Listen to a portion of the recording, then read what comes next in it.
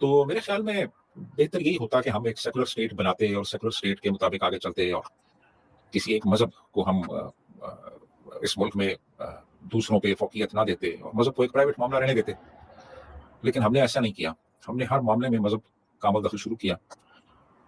और जस्टिस मुनीर के ज़माने में बहुत से उलमा को बुला के उनको कहा गया कि मुसलमान को डिफ़ाइन करो, तो वो मुसलमान की डेफ़िनिशन नहीं कर सके।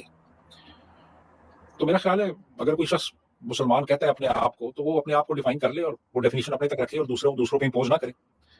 मसला फिर ये हो जाता है कि आप दूसरों पे इम्पोज़ करने लगते हैं अपनी डेफ़िनिशंस और अपनी इंटरप्रिटेशंस और वहाँ से कॉन्फ्लिक्ट शुरू होता है।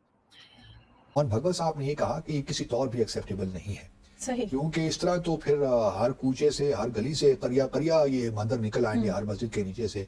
और आप ये शिव लॉन्ग ये जो तलाश करते रहते हैं कि यहाँ मूर्ति थी तो वहाँ मूर्ति थी तो यहाँ ये था वहाँ था, इसकी इजाज़त नहीं दी जा सकती। मैं ज़ाती तौर पे इतना बेहतरीन बयान जो है वो एक्सपेक्ट नहीं कर रहा था मोहन भगवत साहब से, क्योंकि आरएसएस खुद एक बहुत एक्सट्रीम ऑर्गेनाइजेशन है और उन्होंने हल्ला बोला था ये जो बाबरी मस्जिद में। मतलब अगर हर मस्जिद में शिवलिंग क्यों देखना, कि एक राम जन्मभूमि का आंदोलन था जिसमें हम अपने प्रकृति के विरुद्ध किसी ऐतिहासिक कारण से उस समय की परिस्थिति में सम्मिलित हुए, हमने उस काम को पूरा किया। अब हमको कोई आंदोलन वगैरह करना नहीं है। प्रतीकात्मक कुछ हमारी विशेष श्रद्धा थी, ऐसे स्थानों के बारे में हमने कहा, लेकिन रोज एक मामला निकालना नया ये भी नहीं करना चाहिए। हमको झगड़ा क्यों बढ़ाना है? परंतु हर मस्जिद में शिवलिंग क्यों देखना?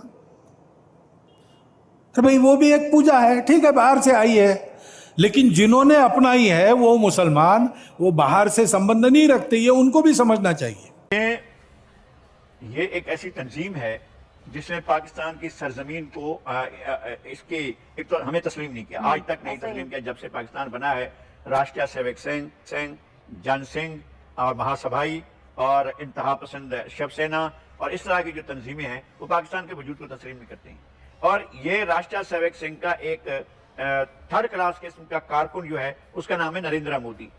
वो आया इसमें भारतीय जनता पार्टी में। भारतीय जनता पार्टी बनाने वालों में जो लोग थे वो तो अब भी, जयप्रकाश नारायण तो अब भी अपनी कब्र में रोते होंगे। और कब्र तो बात यह है कि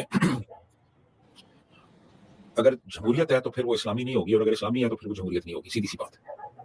इस्लामी जमहूरियत ये एक बहुत ही, जिसको कहते हैं ना कि एक ऐसा एक्सप्रेशन है जो सेल्फ कंट्राडिक्टरी है। यानी अगर जमहूरियत को आपने मजहब का लिबादा पहना दिया है तो फिर वो जमहूरियत नहीं रही वो, ठीक है।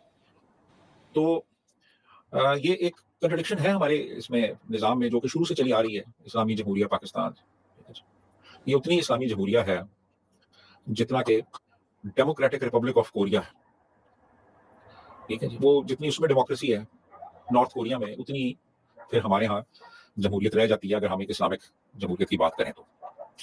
वहां चर्चाएं ऐसी चलती है बांग्लादेश में कि भारत से हमको खतरा है और भारत से खतरा है इसलिए पाकिस्तान को साथ लेना चाहिए, वही हमारा प्रामाणिक मित्र है। और दोनों मिलके, क्योंकि उनके पास न्यूक्लियर वेपन्स है, हम भारत को रोक सकते हैं। जिस बांग्लादेश के निर्माण में भारत की पूरी सहायता हुई, जिस बांग्लादेश के साथ भारत ने अब तक कोई वैरभाव रखा नहीं, आगे भी नहीं रखेंगे, उस बांग्लादेश में ये चर्चाएं हो रही है।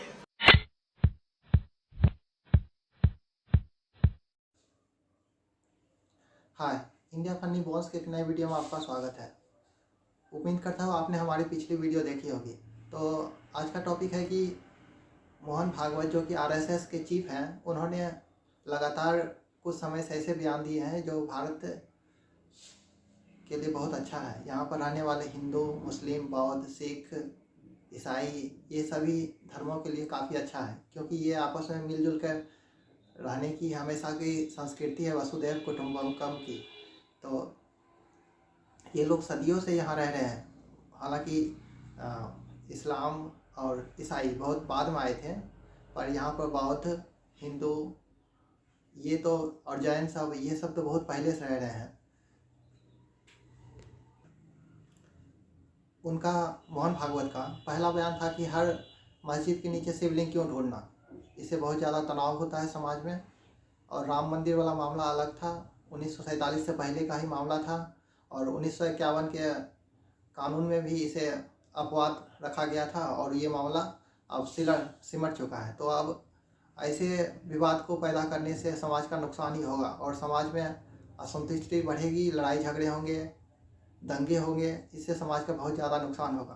तो पाकिस्तान में इसी बात की चर्चा हो रही है कि मोहन भागवत जो कि आरएसएस के चीफ है और आरएसएस जो कि एक हिंदू संगठन है, हिंदुओं की रक्षा के लिए बहुत ज़्यादा काम करता है, ये उन्हें ऐसा लगता है। क्योंकि आरएसएस सिर्फ हिंदुओं के लिए नहीं, पूरे भारत के समाज के लिए अच्छे से काम करना चाहता है। तो इसीलिए ये बयान मेरे ख्याल से दिया गया है ताकि भारत में सहानुभूति सभी धर्मों के लिए बने रहे, सभी धर्म के लोग एक दूसरे का सम्मान करें।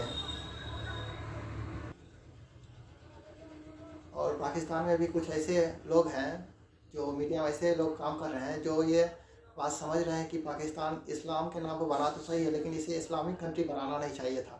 शिया और सुन्नी के बीच इतना ज़्यादा विवाद हो रहा है कि अभी कुछ दिन पहले चिनार में जो हुआ था वो एक मामूली घटना नहीं है।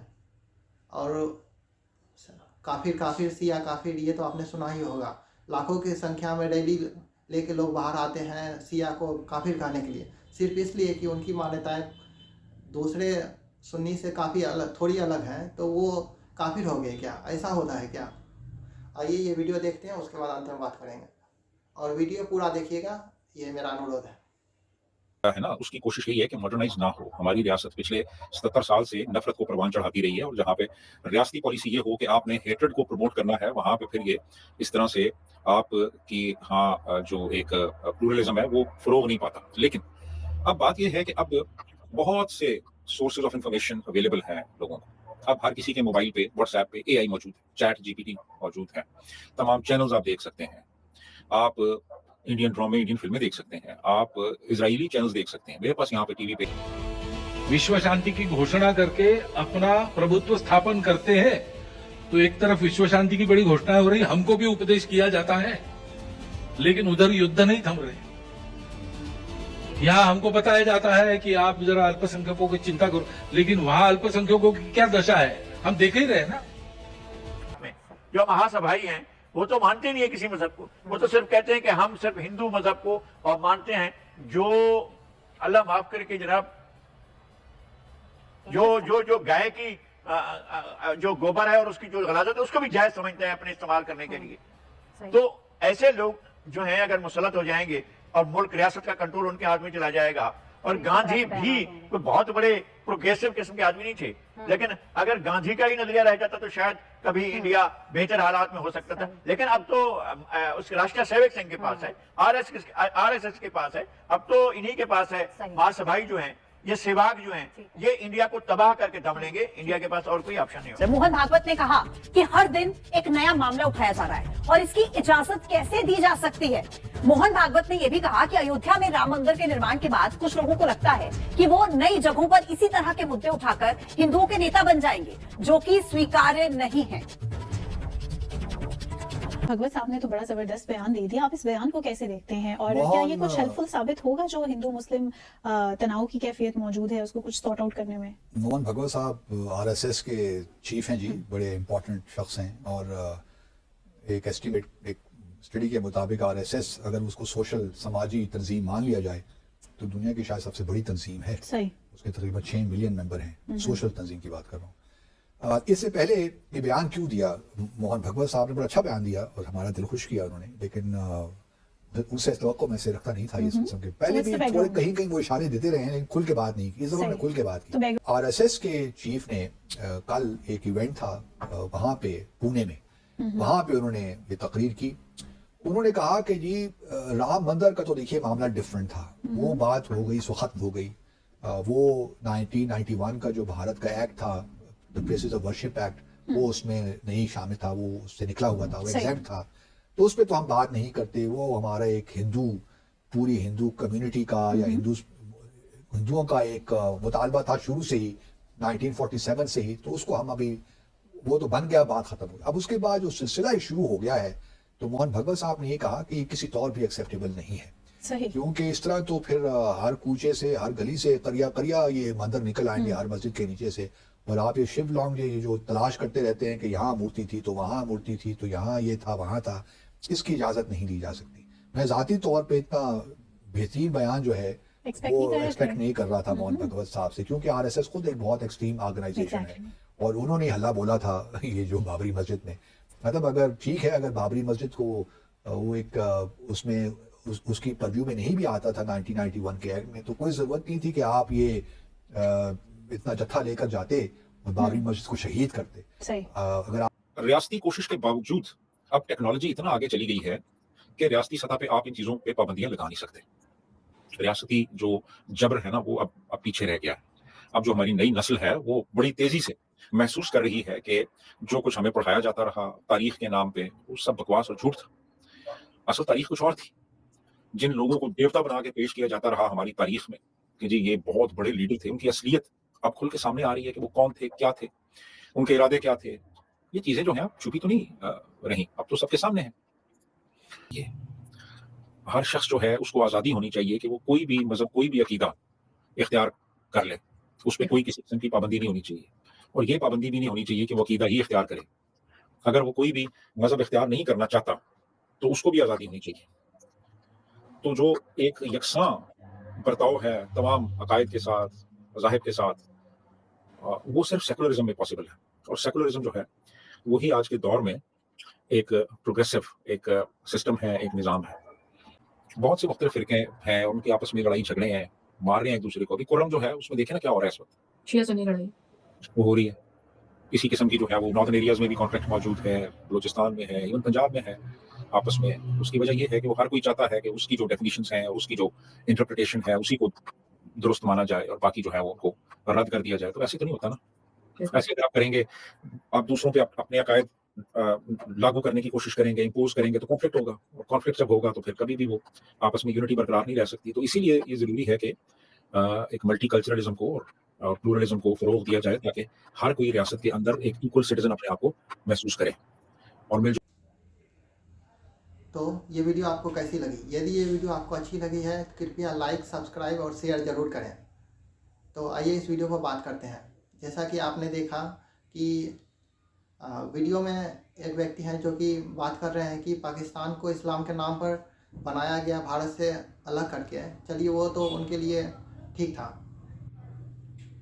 लेकिन उसे इस्लामिक कंट्री बनाना ये बहुत बड़ी गलती हो गई है। समय के साथ साथ जैसे जैसे समय बदल रहा है, साइंस एंड टेक्नोलॉजी बदल रही है और डिजिटल मीडिया आ रहा है, पूरी दुनिया में लोग एक दूसरे को बहुत आसानी से जुड़ रहे हैं।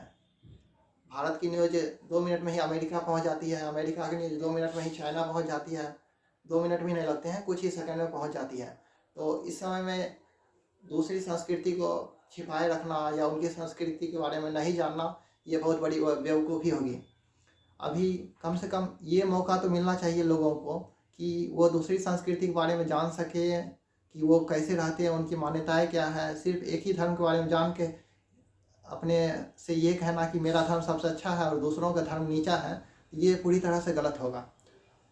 जब तक वो दूसरों के बारे में जानेंगे नहीं, उन्हें चुनने का मौका मिलेगा कैसे? चुनने का मौका ही एक तरह से ख़त्म कर दिया जाता है। पाकिस्तान में वहाँ लाखों की संख्या में हर साल लगभग 10 लाख मौलवी मुल्ला टाइप के लोग बनते हैं। वो समाज में जाके क्या संदेश देते होंगे सोचिए। वो उन्हें यही पढ़ाते हैं कि दूसरे धर्म के लोग काफिर हैं, विशेषकर हिंदू, क्योंकि भारत से अलग हुआ है तो हिंदू उनके नज़र में काफिर तो होंगे ही। तो उन्हें ये चुनने का मौका ही नहीं दिया जाता है बचपन से कि दूसरे धर्मों में जो ज्ञान है वो पहले से ही है। इस्लाम के आने से पहले से ही दूसरे धर्मों में ऐसे ज्ञान है जो कि जिसके लिए वो उछलते हैं, जो कि बहुत गलत बात है। तो आपने ये वीडियो देखा और यदि अच्छी लगी है कृपया लाइक, सब्सक्राइब और शेयर ज़रूर करें। धन्यवाद।